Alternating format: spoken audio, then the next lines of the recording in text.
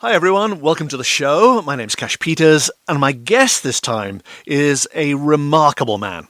His name is Seth Taylor. He's 40 years old, father of two, lives in Seattle, and he was born into a family of staunchly evangelical Christians. And that became a problem, because that path he was on, all the guilt, I suppose, and sinning and shame stuff, just felt wrong to him. And so inauthentic to who he really was. So in the end, he wound up rebelling against it big time, using pornography as a medication to dull the pain. But here's the thing, the porno is a really small part of this, because what makes him so fascinating and so wise and amazing is that as he was digging his way out of the abyss, you might say, he began to dig deeper into himself, his psyche, his soul, his connection to God. He travelled to Iona in Scotland, a very mystical island in Scotland. He went to Africa. He had shamanic healings.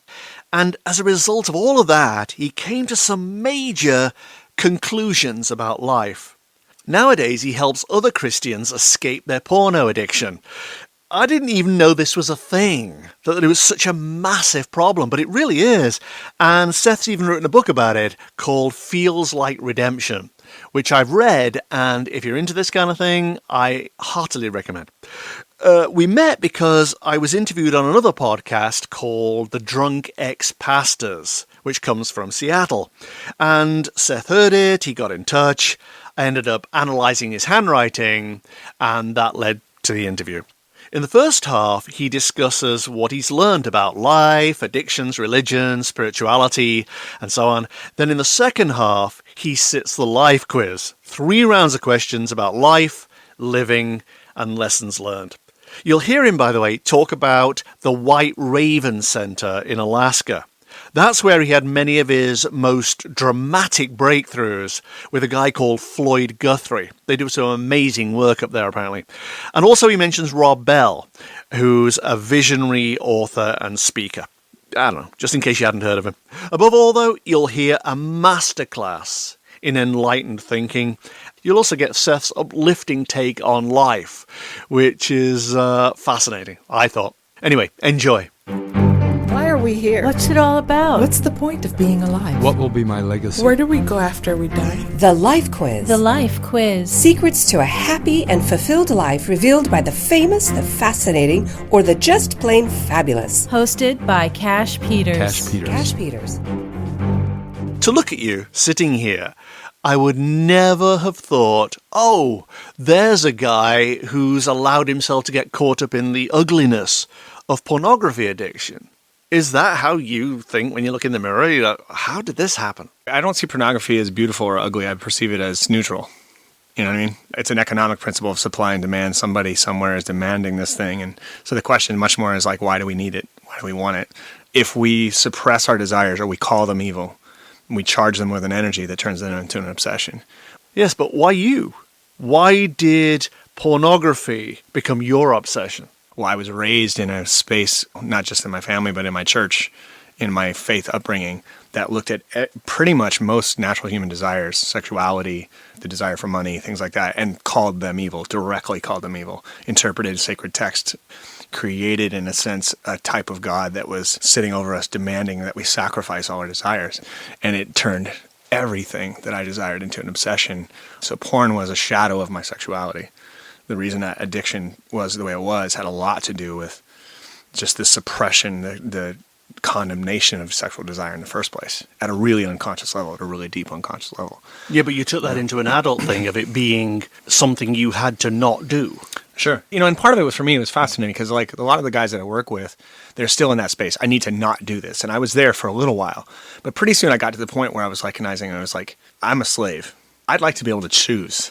And what made it an addiction was the inability to do so. No, but if you have a very expansive sexual appetite, which I would say you do, how do I know that? I've done your handwriting. If you have that, why would one of the things that satisfies that need that appetite, be something that is barred from you? I wouldn't say it satisfied the true need that was underneath it all, because now we can get way into the conversation about what is sexuality, what's the very nature of it, how deep can we go with it. Like I could say, could a pornography or experience of porn or masturbation or whatever, could that be something that satisfies a certain part of my sexuality? Yeah, I think it satisfies a certain shallow kind of element to it, some maybe animalistic element. But the question really was, what do I really desire from my sexuality? Is there some place else I can go? And can I accomplish that with this? And I knew I couldn't. So for me, the desire for wholeness, like a sense of connectedness to my deepest purpose, my deepest grounding, my deepest joy of who I was as a person, that was where I wanted to go. And I knew that pretty quick. When I started going, okay, I've got to stop doing this, I got to stop doing this, and all the shame and the guilt from my religious kind of thinking, once that started to kind of wash away a little bit, then it flipped into, I'm curious now what's possible. Because the addiction, it didn't take me long to bust that. Once I started doing healing work, it wasn't long before I kind of removed that energy.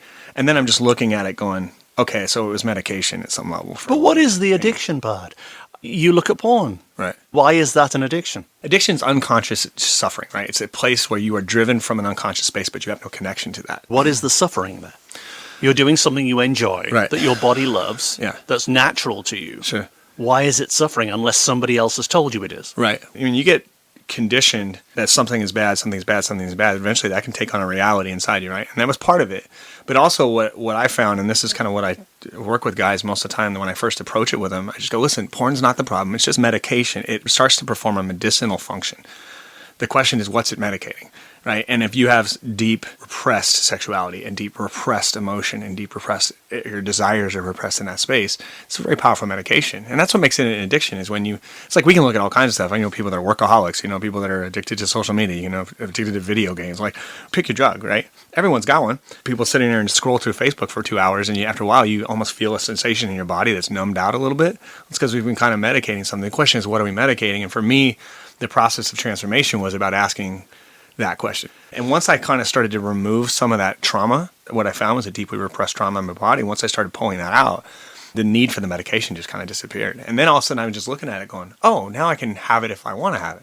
And it is beautiful, and it is like my body loves it, and it's all beautiful, and it's all good. And that's the thing, is all of a sudden everything becomes kind of blessed as beautiful and good.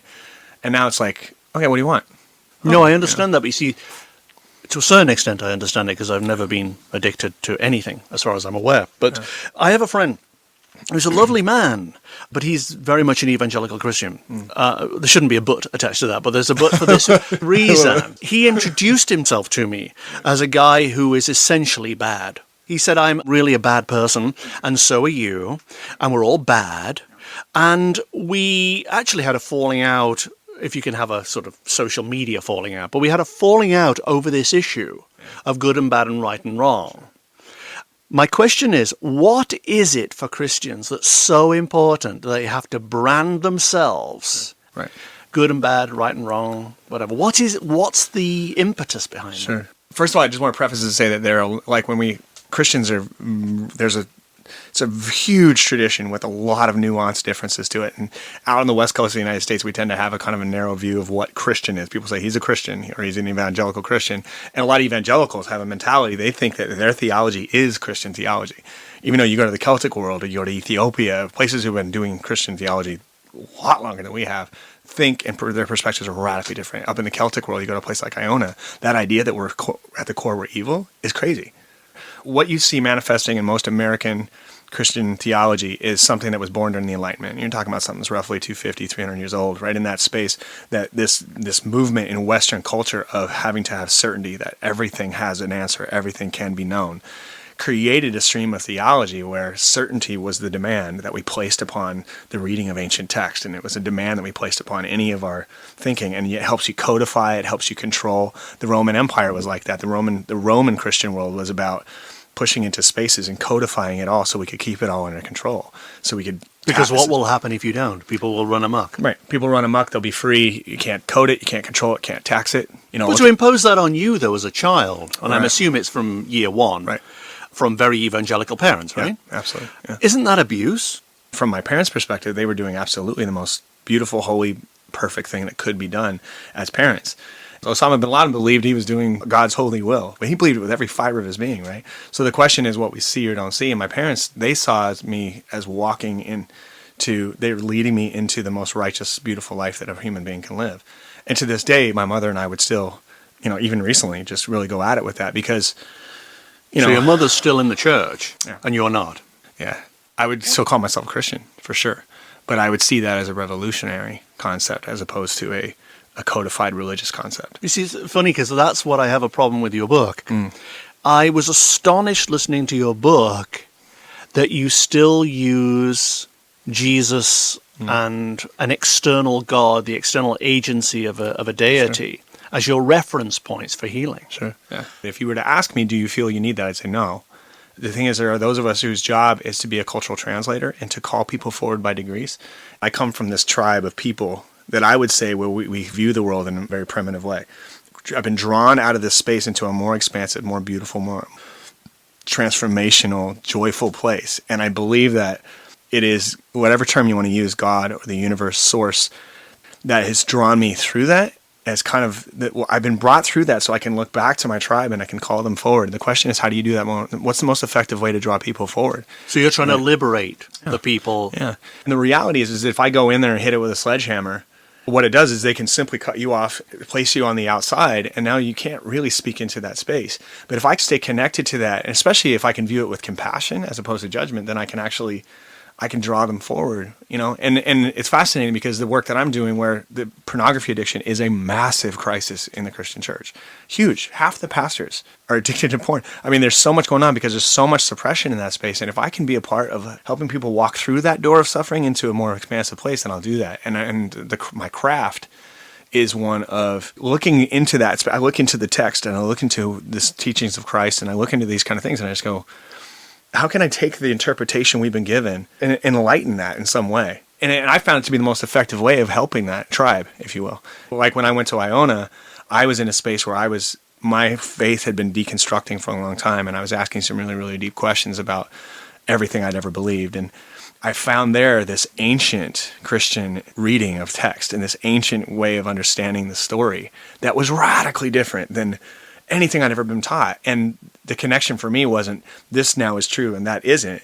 This is a much more evolved, much more conscious, much more enlightened perspective on this story. And it just matter, can I take that light and just shine it into that space and draw people forward, How weird, though, that the very thing that's supposed to be the foundation of your life, the Bible, Christianity, and so on, is the root of your trauma. When I started healing, it was all about dealing with the traumas of the suppression and hell, that kind of thing. My mom was saying the other day, we didn't talk about hell. I go, but we talked about heaven constantly. And for some reason, I saw the shadow of all of that, man. And I was so scared. My whole childhood just scared to death. Like, I'm going to get burned in hell. I just get nuts about this, that they just talk about heaven and hell as though they're real. Yeah. Because they believe they're real. But there's Well, and nothing they become there. real because you believe they're real, They become real as a present circumstance. As a Well, present set of they become emotions. real, I believe, as an energetic trauma within the body. I think it actually takes on an actual form. Part of my healing experience is I had an experience in process, I call it, like somewhat similar to what we talk about in my book, where I actually went to hell. I was there for 30 minutes. and it was a radical, powerful, horrible, But it's an excruciating. internalized It was an vision. internalized reality. And I remember I'm just screaming, and Floyd right here in my ear, and he says to me, he goes, I said, where am I? I'm freaking out. Where am I? And it's Han Solo type screams, you know what I mean? And Floyd's in my ear, and he says, you're in hell. And I'm screaming, but I knew what he was saying was right. I understood it in that process. And he says, you're in hell. He said, it's in you. It's been living in you for a long, long time. He said, it's in you because just move the energy out of your body. And I found that it was an embodied energy inside my body. I'm very much a believer that trauma is both a concept and an embodied energy. And I think that people carry that. That's why oftentimes you'll see somebody turn from their God in a sense and go, I just can't believe in you anymore because this is crazy. But it's still dictating their lives at some level. And they just shift to another space, Yeah, but why can they not see that there is no externalized God, and that this idea of the external God comes from the ancients who had to somehow, who were just as bright as we are in many, many ways, Absolutely. but they didn't have the vocabulary, the knowledge or whatever. Yeah. So they had to rationalize the world around them, intellectualize the world around them in concepts they could, as a community, a tribe, understand. So they came up with external gods. There must be people in the sky making the rain, because how else does that come? We have no idea. And we're totally dependent on it for our survival. Yeah, and exactly. That's key. And that's key. Exactly. Where does the sun go at night? We're dependent on that. We're so scared when that vanishes. But here it comes again. Yeah. Why cannot the people today make that leap that says that's what the ancients put together from this threadbare fabric of understanding that they had? Yeah. We can see that there's no being there out there. There's no God. God is not something you believe in. God is something that you know. It's something that is within you and without you. It's everything you can see. It's the energy in everything. It's unconscious. It's the universal consciousness. Why can they not go from the dependency, because that's the real addiction, of old writings and old philosophies to a more adapted way of looking at life, so they're not fearful and they're not looking through the eyes of people who died 4,000 years ago? You actually referenced the answer right there when you said you were talking about the ancients.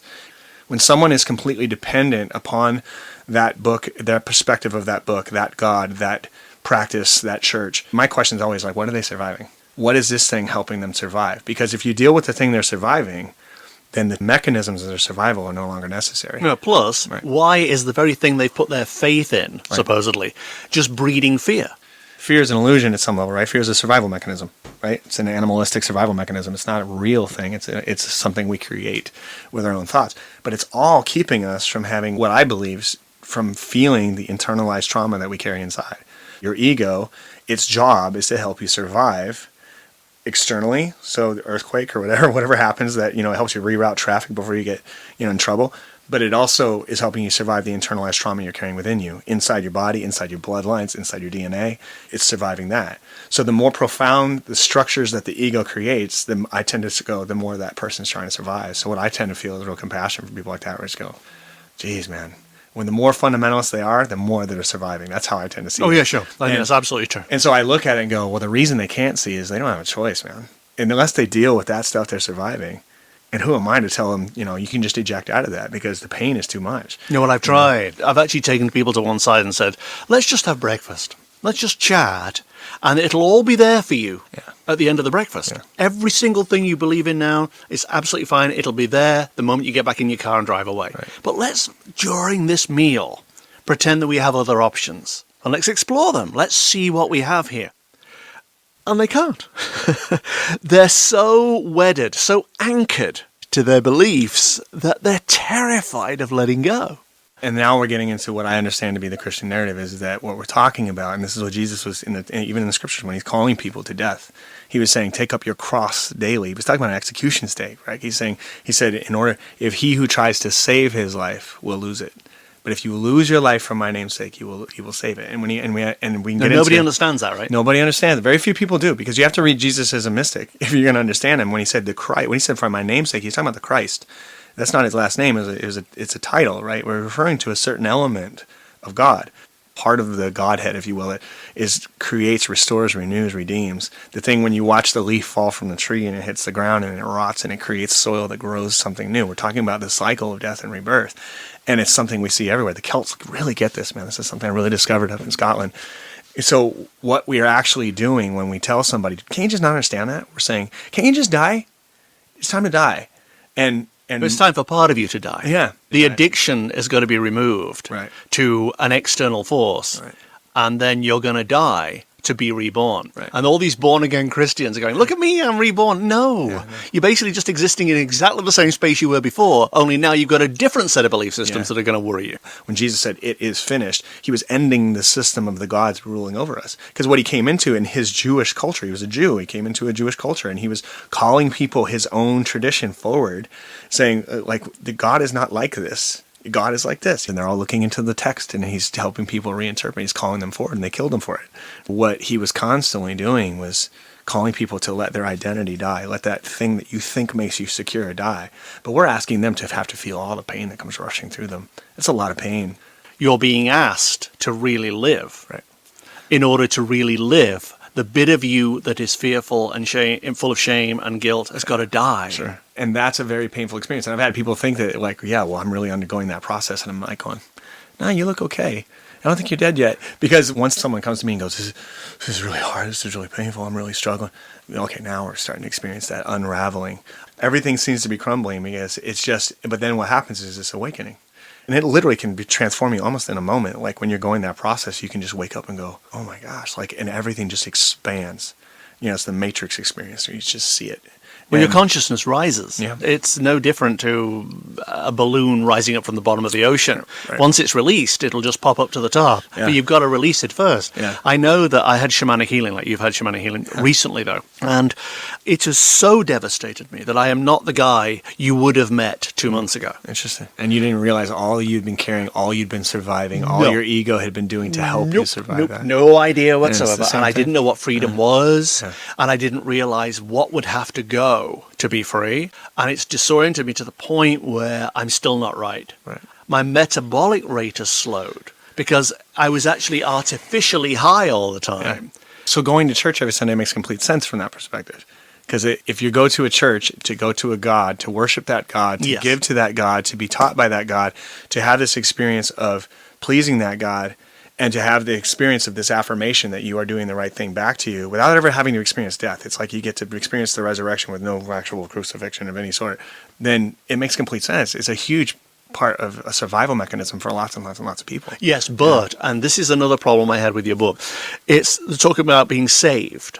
Now, to me, being saved is like saying, I don't take responsibility for my own life, my own emotions, my own reactions, my own progress, or whatever. It's just like saying, if I belong to this thing, if I believe in this thing, this set of principles, I will be saved. An external agency will come along and I'll be fine. Right. Now, no. That's not how it works. You're saved by surrendering yourself to life. That's how you save yourself. You save yourself actually from religion. This is what I thought when I read your book. I thought you're saving yourself from religion. That's what you need. Sure. From the fear, the guilt, the shame, all the stuff that goes with it, the codes of conduct, the disciplines. And so all you need to do is free yourself from that addiction. Sure.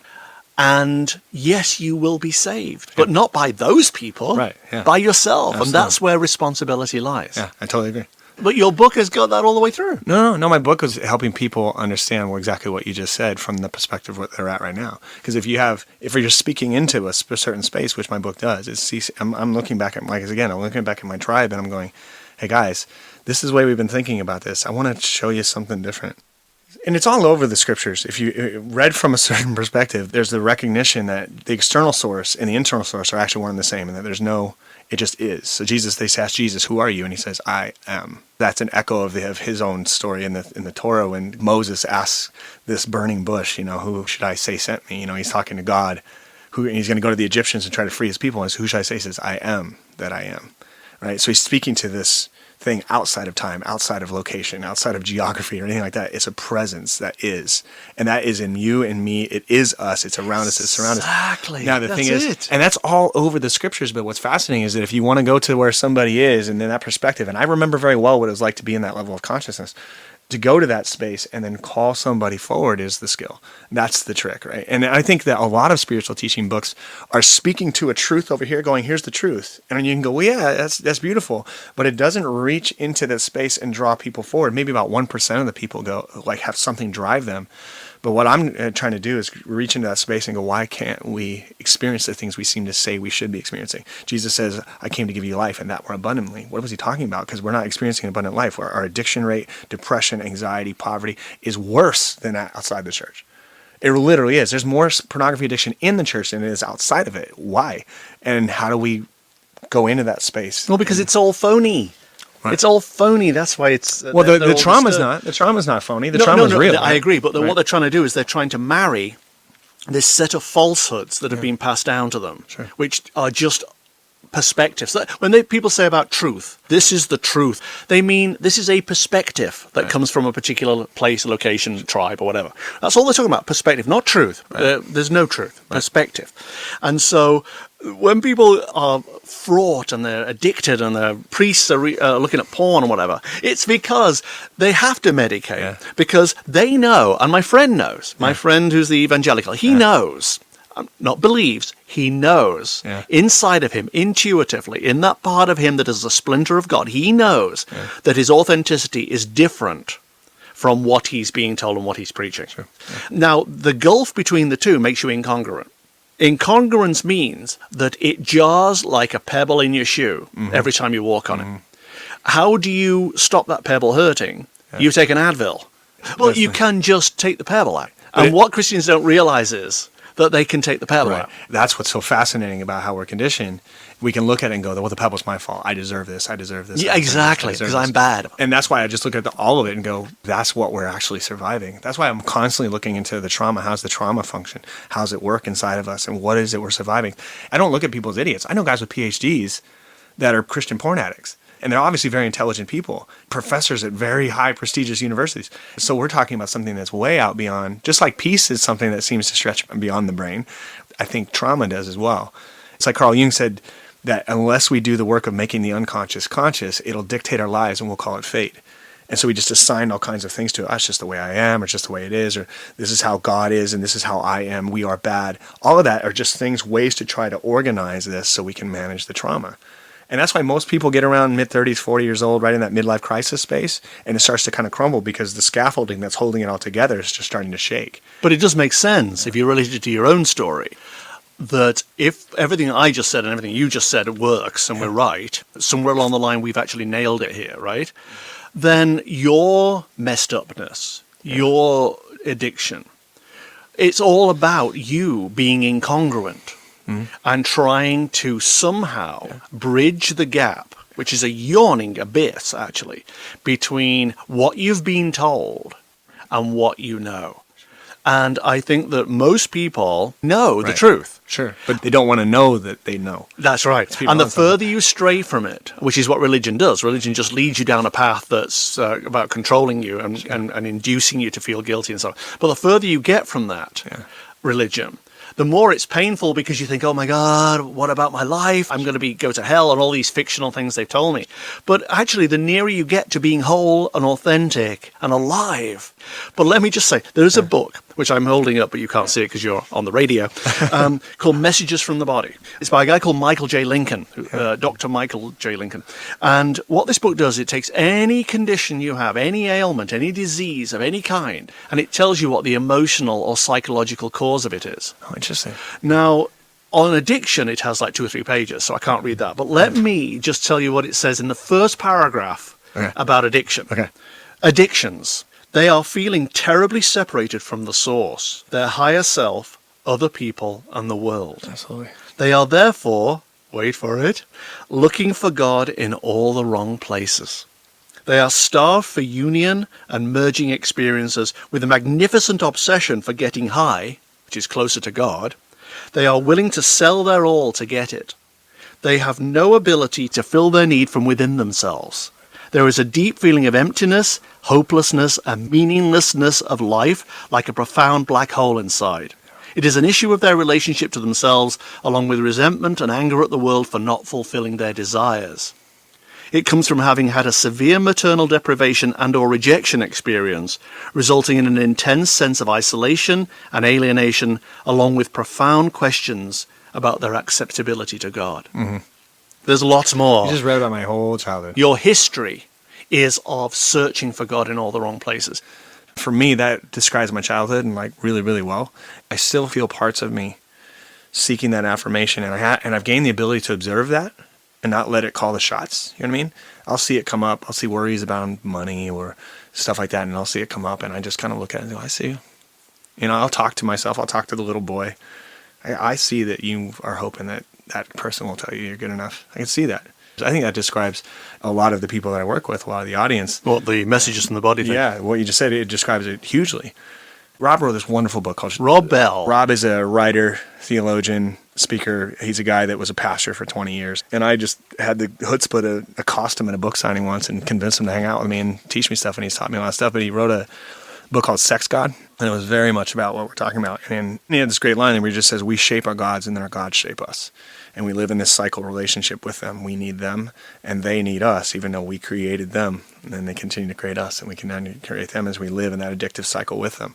And like I said, it kind of takes on that thing in the body, but it helps us manage that separation.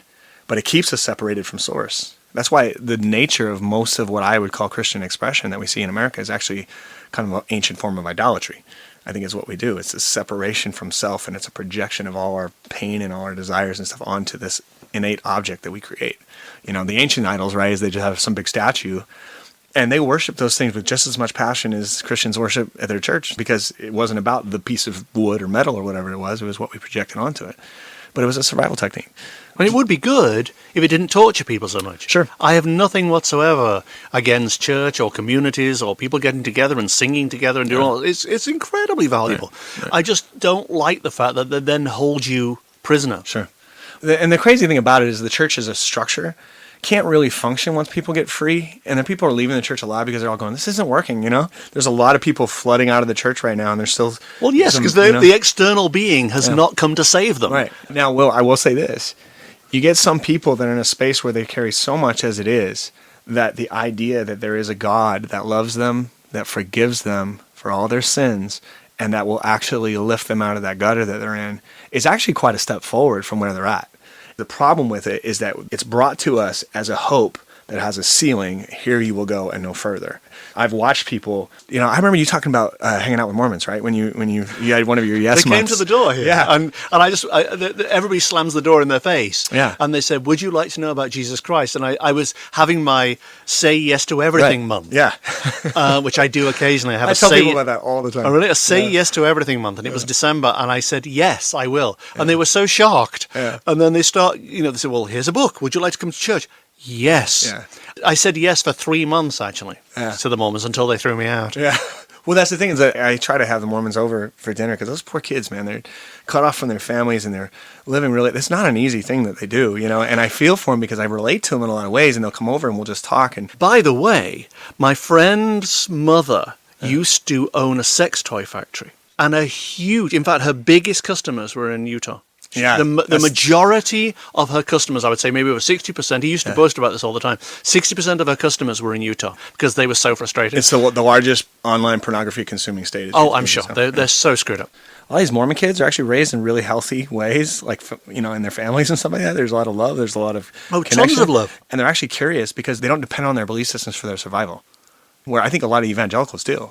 They can't hear anything outside of this thing because you're threatening their life. I also believe that Mormons are believers in their own goodness.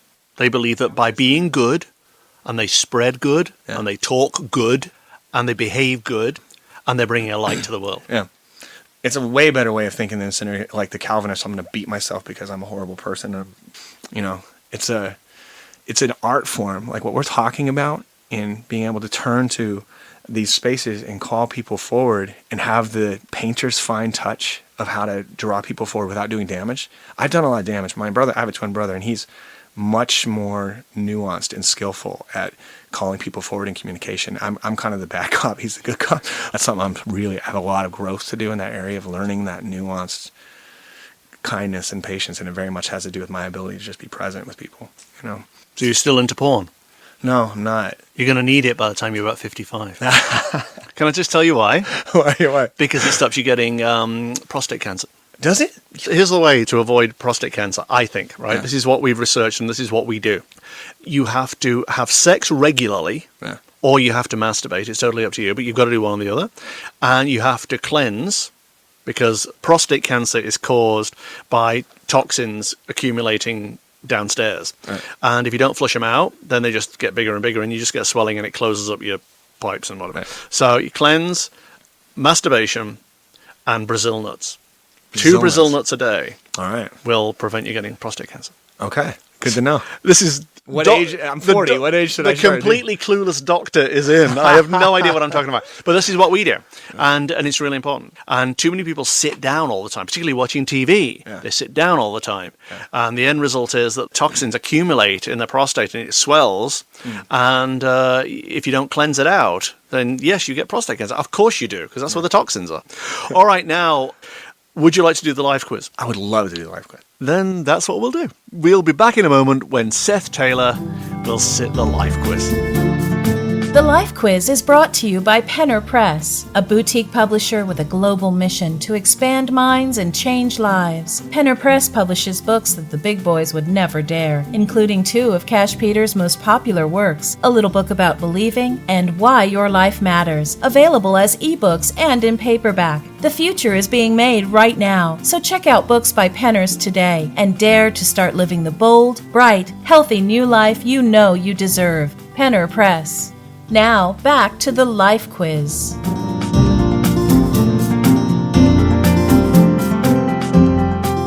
We're back with Seth Taylor, author of the fascinating book. It is fascinating. I listened to it on audiobook. Feels Like Redemption, it's called. And he's going to sit the life quiz. 3 rounds of questions about life, living, and lessons learned. And the first question I always ask before we get to the actual quiz itself is, what's the number 1 lesson life has taught you? I've realized that in order to be able to live the life that I desire, I just need to be curious and courageous, and that's it. And if I have those 2 things, I can just go. So you don't need God or anything? I think God is, God's a given. If I'm curious, God is in that. If I'm courageous, God is in that. And God is the road I walk on, and God is the air that I breathe, and God is the light that's guiding me down that road. And I just have to have the courage to actually do it, Nice answer. Thanks, man. All right, round 1. This is the experience round. You've lived a while, and this is about what you've learned over the years about yourself, about life and its meaning. Okay. Question 1. Give me 1 major thing you would have done very differently or not done at all if you'd known how your life was going to turn out. 1 thing I would have done differently or not at all. I wouldn't have gone to Africa. When my parents decided that we were going to move to Africa, I would have fought tooth and nail and done anything. What happened in Africa? My father died. So you would have not gone to avoid your father dying? I would like to have had my father. That would have been good. He was a good man. He was a good What did he die of? He was killed in a plane crash in Sudan. Yeah, so he was shot down when I was 12 years old in Sudan. He was a missionary pilot.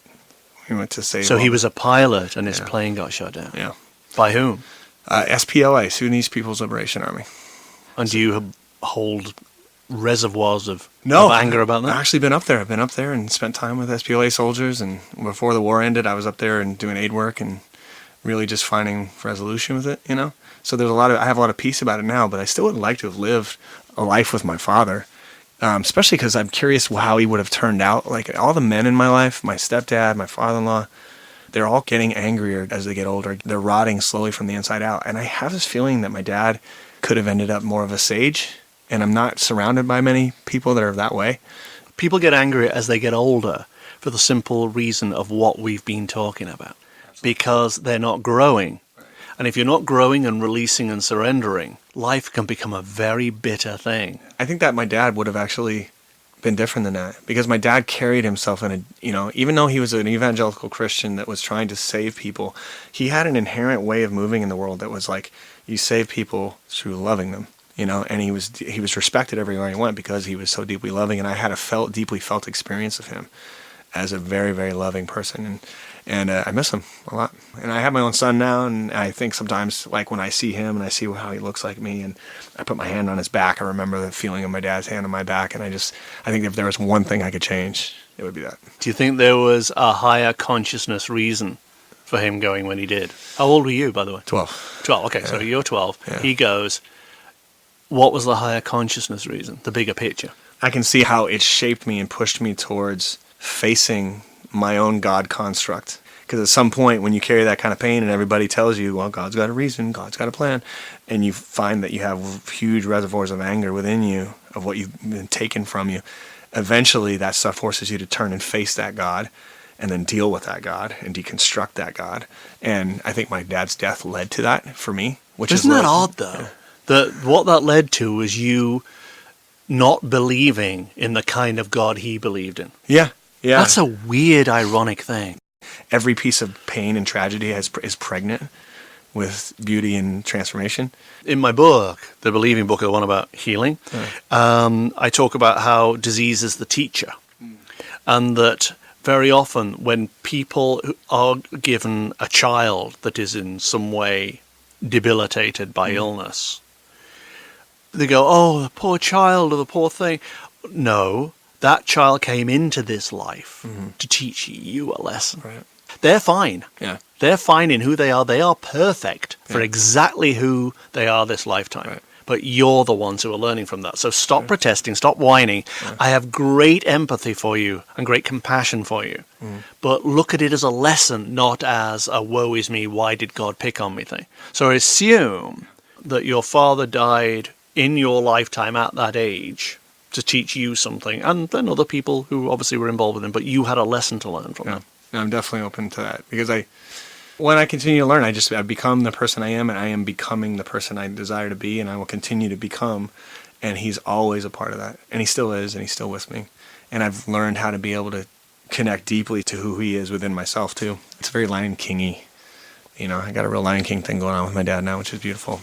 Absolutely. Question 2. Nominate one characteristic about yourself that you would have changed if you could, which would have made you a better person to know. I've been compared to a maverick or a sledgehammer or a bull in a china shop, and I've done a lot of damage because of that. I oftentimes wish I could have maybe become what I am today without that. I remember a guy telling me, Seth, your hardest lesson you're going to learn in your life is how you have to learn how you affect a room. I think I've just come into rooms and exploded so often in my life, and just, like I said, bull in a china shop. It's very interesting, actually, because the analysis I've done of your writing says that. Yeah. Not in quite so strong terms. In fact, I toned it down because I said that you could push your agenda too much on people or whatever, and you're a very hard guy to contradict if your mind's set on something and you believe something so strongly that you can't even argue with you because you're just so set on this way. Sure. And then you get entrenched. Yeah. And from that position of tight, clenching, no, I'm right thing, it's very hard to get around you and make you malleable. Yeah. But I toned it down because I thought, maybe I'm overstating it. I would say that I'm not like that as much as I used to be, but I think that I look back in the wake of my transformation and I see there's bodies everywhere. You know what I mean? Number 3, what's one lesson in life that you were once told was true, but which you found not to be true at all? That God is angry with me. That was the absolute fundamental belief of my entire life. That is the furthest thing from the fundamental It's truth. the biggest fraud that the Christian church perpetrates, I think. It is the core fundamental structure that is religion. Question 4. Outside of things like family and friends, what has been the greatest joy of being alive? There are moments when your consciousness expands and you feel everything. Those kind of moments, I call them glimpses. Those are the greatest joys for me, is when you have these moments where for some reason you're able to step back from all the struggles and wrestles of life and recognize in those moments everybody's okay and I'm okay and everything is okay and everything is beautiful. So few people have that. Yeah. You've got to reach a certain stage of consciousness before you get those moments. Right. I think shamanic healing is a very, very good way to get to that point. I've had a lot of those instances that I'm talking about after going through those processes. Yes, I would say. There are those moments where you feel at one with life. Yeah. And you can stand beneath the stars and look up at the universe. Yeah, and I go, wow, I'm a part of this. The first time I went to Alaska to go to the White Raven Center, this healing center that I've done shamanic work at, it's an actual therapeutic theory, but it's shamanic in its kind of nature. And I was staying at my brother's house, which is about 15 blocks away, so I just walked. It was Alaska in the winter. And I remember I'm walking back after having done almost a 2-hour session of just repressed grief and pain just ripping out of my body. And I'm walking, and the snow starts falling. And I'm looking at the snowflakes, and I felt like I could see the crystals in the snowflakes. And I remember just stopping. You know that beautiful quiet when a snow starts falling? And I'm just sitting there, and there's this quiet all around me, and just tears, But tears of joy. I'd already cried a lot. It's just this beautiful kind of like, oh my gosh, and everything. It echoes of some of the scriptural stories of when you just realize that everything is holy. It's like Jacob in the Bible, he has this experience of wrestling with God, and he says the next day, he has this experience where he has this dream, and there's this stairway to heaven. It's where that song comes from. And then when he wakes up, he builds like a monument there, and he says, surely God was here, and I wasn't aware of it. That's those kind of moments Those are God moments. And actually, God moments are things we don't have enough of. Not because they're not there, Right. but because we don't allow ourselves to look for them or to experience them. And we take for granted the stuff that's beautiful because it's just there all around us. But if you can have a God moment, which comes after shamanic healing when you're opened up, then you suddenly realize your oneness. Because it's such a cliche, oh, I'm one with the universe. Until you've had that shamanic moment where you're open and your heart's open and then beauty just floods in. Right. You don't realize your oneness with God. And it's not achieved by imagining an outside being. It's by having the being, it isn't even a being, but the consciousness, the flow, come through you and out, which is magical. Question 5. What is your greatest sadness or disappointment about the way life has unfolded for you? Greatest sadness or disappointment? A guy that I consider a mentor is a guy named John Philip Newell, and he's a minister in the Church of Scotland. He was the warden on Iona for 4 years, and he's an author. He's a mystic. He's beautiful. It's just stunning stuff, and very much in the Celtic tradition. And at one point, it was about a year and a half ago, he was in Seattle and he was speaking, and I got a chance to have breakfast with him. And he sits down, and I'd just been in that torture space, and I used a biblical reference when he said, "How are you?" Tears immediately came, and I said, "I'm wrestling with God." He has this very sage type presence, and he says, "Those of us who choose to wrestle with God will likely walk with a limp. We bear the scars, but we also bear the blessing." When we talk about sadness, it's the ability to let myself grieve the loss of the old me is where the sadness is. I actually grieve. I've been made to grieve the loss of even my pain and the demons that have accompanied those things and the loss of the old life that held me. And so I think that there is a sadness in even the transformation into something more beautiful. It's not just some big party. Not if you're going to do it right. I think there's, even Rob was saying, he said, you have to have funerals. You got to have a lot of funerals when you change and grow. And I think that I've at times lacked to do that, to really give proper homage to saying goodbye to those things. To the teacher. Yeah, They're all teachers, and people regard them as obstacles or rejections or grievances or whatever they are. And in fact, you can completely reframe them as teachers. Take from them what you need, grow, and let them go. Yeah. If you resent them, they become yours. If you appreciate them and show gratitude for them, they leave because they've got what they need. They got your blessing and they go. But if you resent them and you're angry over them, they will accompany you like ghosts for the rest of your life. And people can't do that. And so the sadness comes from letting them go. Right. Yeah. And the grieving comes from letting go. But that's the best thing for you. Absolutely. So crazy. Question 6. If you had to pass on one piece of wisdom or advice to an impressionable child, and God knows you have 2 of those, an impressionable child, what would it be? God is you and within you and all around you. Why does it have to be about God? Because they are going to be raised in a world that is constantly blasting the message that there's an external thing. And I'm okay with them coming to a conception as a child. Because the thing is, it's not a teaching that I'm going to give them about who they are as a spiritual being. It's an experience that they will have when they follow the curiosity. So if I begin to, like something as simple as I've taught my children, we already work on breathing, right? And so when I give them this idea, and they'll ask, my daughter would ask, why do we breathe? Why breathe? Why do this? So why do I have to do that? We don't have to do that. We get to do this because it helps us access. Breathe, you mean? Because we access God. And I just talk about it as a thing in here because she's surrounded, especially because our families are very religious. She's surrounded by these messages of external God, external God, external God. Do you find your mother trying to indoctrinate them? Yeah. My mom has been really beautiful about respecting things when I've brought to her because I've had to go to her several times and say, this is not your job to show them a spiritual life. She's brought them books and things like that. She had a Noah's Ark book one time. She was a Noah's Ark and it was all these fluffy, cuddly animals 2 by 2. And I was like, do you know what this book is about? It's a genocide of the planet. You go, I'm not going to have my children reading this. Was she hurt? I think so a little bit, but I've had to be firm about that because I will not allow my children to come to a perspective that they are separate from the source. But what happens if one of your kids decides to become an evangelical Christian? I believe all paths are redemptive. And if there is that type of separation required for them in order to be able to come back to a space, my job is to, 1, be an example, 2, have that voice in the wilderness, in a sense, crying out from the wilderness, that's calling them forward, but also to continue my own path so that they can experience that shift in me, those constant shifts in vibration. Because I truly believe that when people are encountered with love, with God, they can't just fully ignore it. It's the one thing that transforms everything. Yeah. And if the Christians got that, if they well, understood Christians are reduced to these non-functioning beings by fear. Yeah. They come alive with love. So if you give them love as opposed to fear, then there's not much of a chance that they'll go down the fear route. And I want my kids to know something more than you are loved. I want them to know you are love. And you are God. Yeah, and you are I God. said that to other people, you are God. And they go, oh, no, I can't believe that. You know, it says that in the Bible. Do you not know that ye are all gods? Yes. It says in the Psalms, and nobody ever talks There's a about book actually called Three Little Words, which I bought about 40 years ago. And that's what it leads up to. On the very last page, that's his message. 3 words. You are God. Question 7. Why do you think you were put on the planet? Are you satisfied that you fully justified your time here?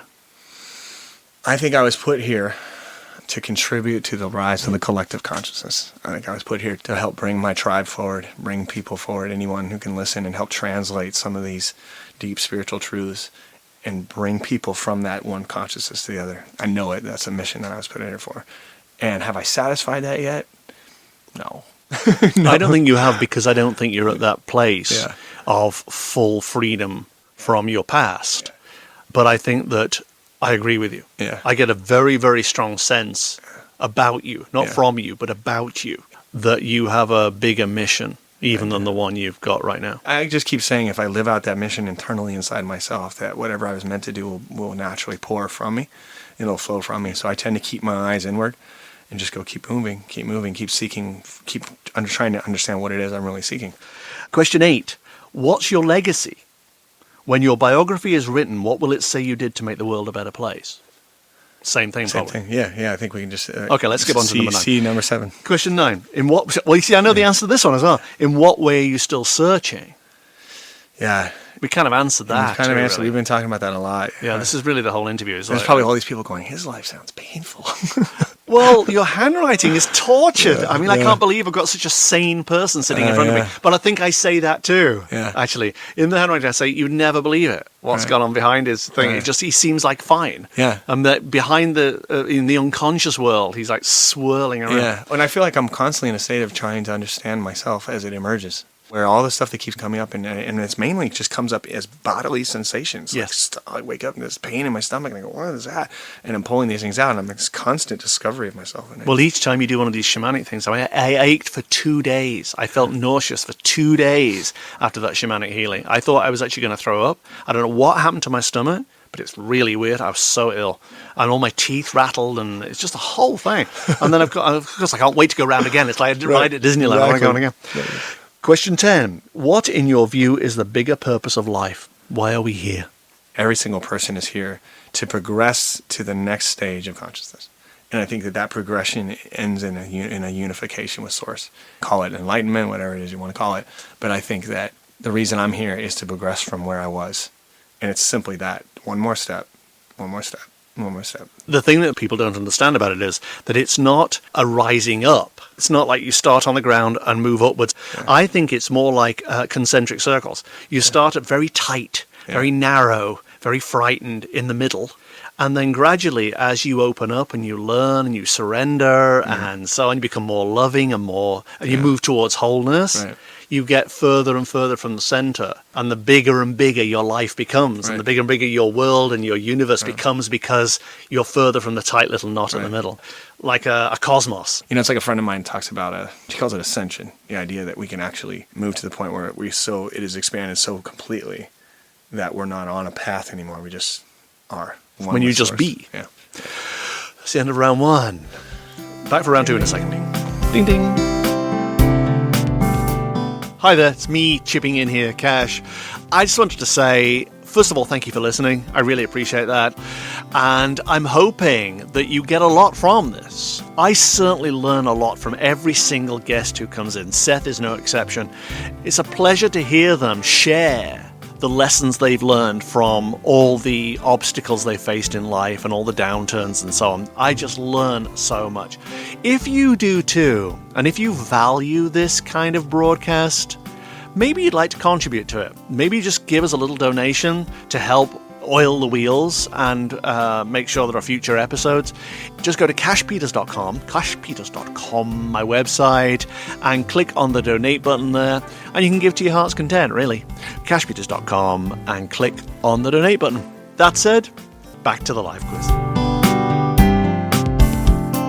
Okay, we're back for round 2, the blind round with Seth Taylor, Seth Alan Taylor, if you buy his books. There are 15 questions in this round. You get to choose 5 of them to answer. Okay. So you just got to choose a number, basically, between 1 and 15. Okay.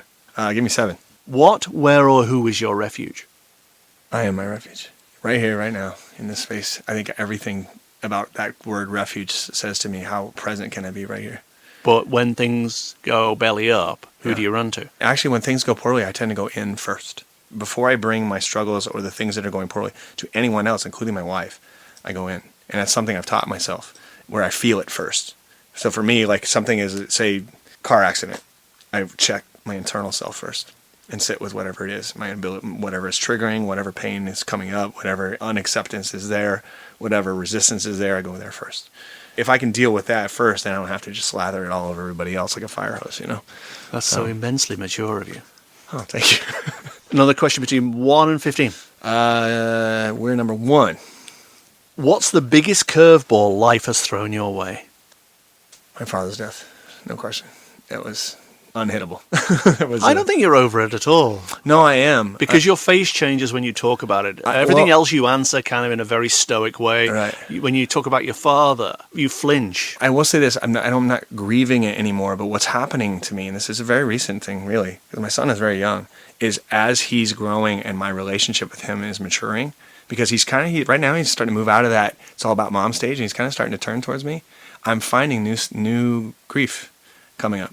There's a new thing. The father-son thing. Yeah. I'm finding the other day, I actually did a shamanic thing last week, and I laid down and I found that this inner child was just kind of separate from me. And I was, where's my dad? Like this, I haven't missed him in years, like really missed him. But as I'm having this thing emerge with my son, I'm finding that, of course, that was the one thing in my life that was a shocking tragedy. Just, he was there 1 second, and the next second there's somebody showing up at our door saying, I got some bad news, you know? And so when I think of curveballs, you know, it's that thing out of nowhere. Your brother felt the same way, obviously. Yeah. He's the same age, obviously. He's a twin. My brother, I think, allowed himself at that time to grieve a little more than I did. I ran hard and suppressed hard, and I think my brother was allowed himself. Why do you think to you're so different? Do you assume you're kind of going to be the same being twins? There's a sort of fascination with twins, like they must react exactly the same way. And we are very similar. If you were around us, you'd be like, whoa, you guys are really similar. But David is, I think he has a deeper, more sensitive soul. I think he has a much more intuitive sense of his own needs and his own sense. Would he have given the same answers to all of this that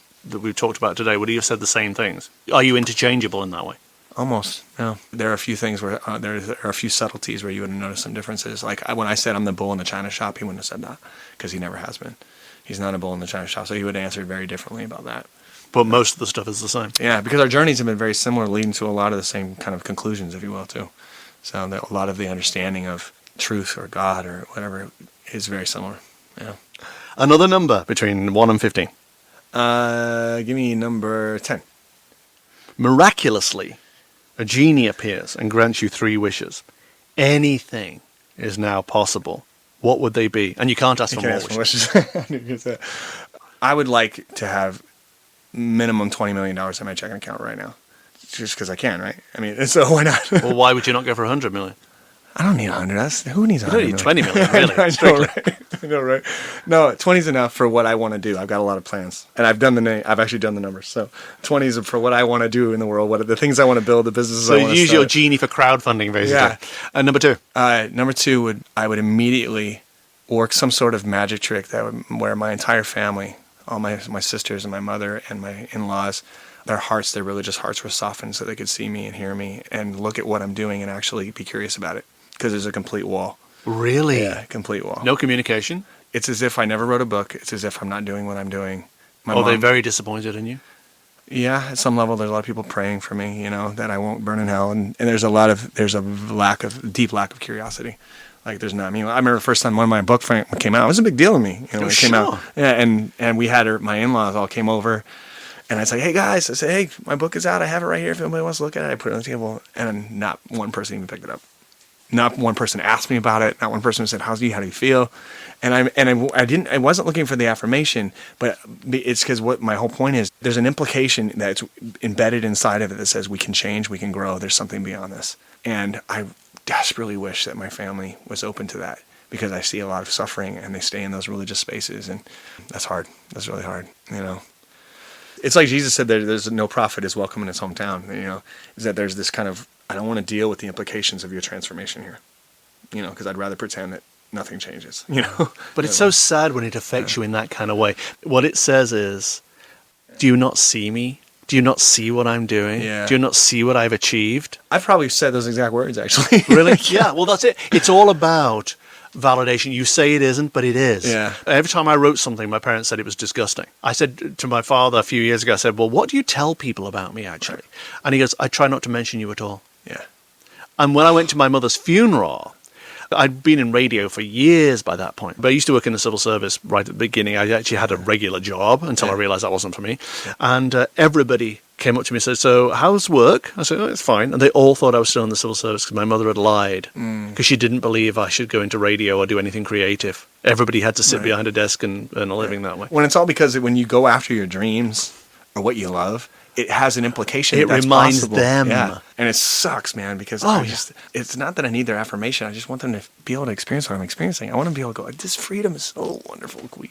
And because I love them dearly, and I really wish that there could be that thing. And I've released at a lot of levels. I used to try. I don't try anymore, but I still feel kind of this heart of sadness towards that. Oh, of course. Yeah. I totally understand. I've been there myself. It really, really hurts. But it also made me incredibly strong.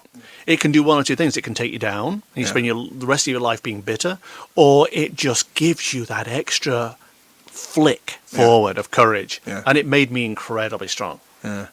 Another one, please. Another number.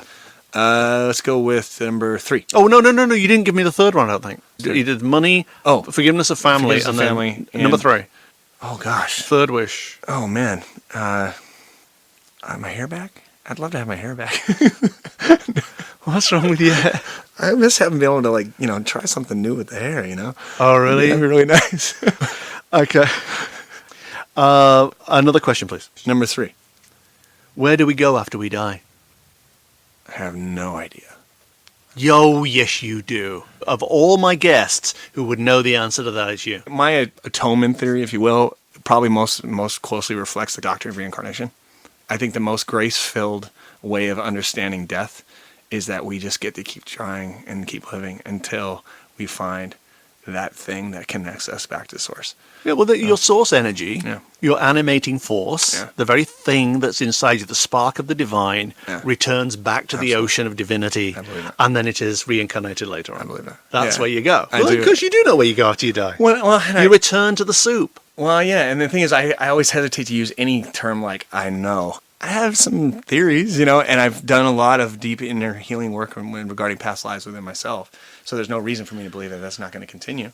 But I don't know. But you've really got to separate believe and know. This, none of us truly knows until it actually happens to us. It would be arrogant to say otherwise. Right. But in a lot of things, as you grow, so you know. It is moving from believing to knowing. Yeah. That's what wholeness is about. Sure. All your family and all these other people who are stuck in religion, they're still believing and they're trapped. Right. As you emerge from religion, you let that go and you become more congruent. You start to know. And the reason you know is not out of arrogance.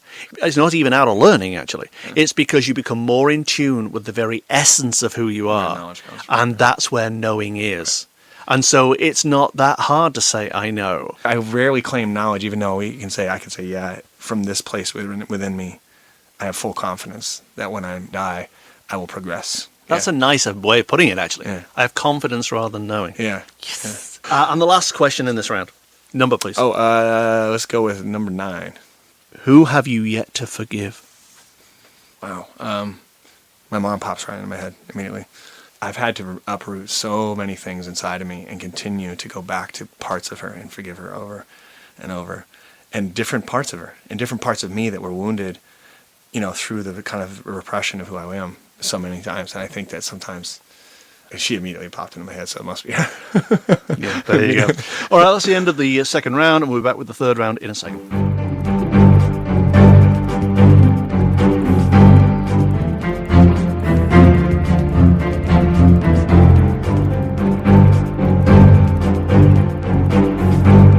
This is the wrap-up round. 3 questions, really speaks for itself. Question 1, you're rushed to hospital. Doctors say you have 48 hours left to live. What would you do in those 48 hours that you've not done so far? I would take my kids to the beach. And we would just spend 2 days at the ocean. That's it. Me and my family. You wouldn't make amends to your mother or... No, she'll be fine.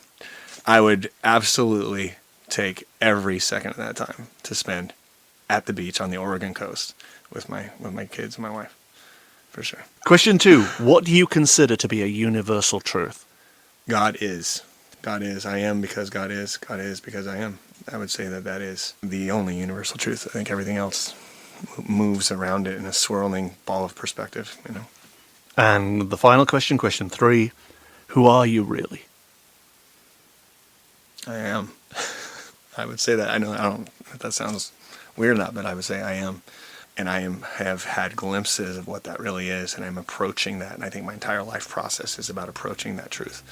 And I know that. I know that that's what I am. Because I've had glimpses where I live in it for like 5 minutes, where I'm just there. And I'm like, oh my God. And I'm hit with the full revelation of it. And then it's like I shake it off for a second and go, oh, that's the thing that just keeps driving me forward. I want to know what it is to live in that fully.